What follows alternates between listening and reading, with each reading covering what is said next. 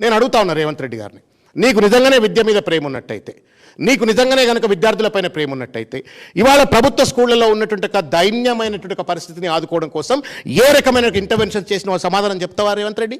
నీ విద్యా కమిషన్ ఉంది కదా ఏదో, వాళ్ళన్న సమాధానం చెప్తారా? ఒకటి.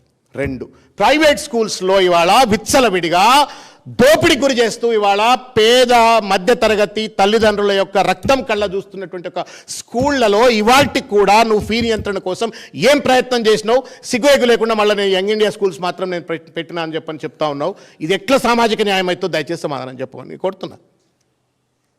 అదే వేదిక మీద సామాజిక న్యాయం గురించి మాట్లాడుతున్నాడు ఈ పెద్ద మనిషే కదా. ఒకానొక సందర్భంలో ఒక మీటింగ్లో మాట్లాడతాడు, అన్ని రాజకీయ పార్టీల్లో ఒకటే కులం రాజ్యం వెళ్ళాలని చెప్పింది ఈ పెద్ద మనిషేనా? అది సామాజిక న్యాయం అంటారా, సామాజిక అన్యాయం అంటారా, సామాజిక మోసం అంటారా?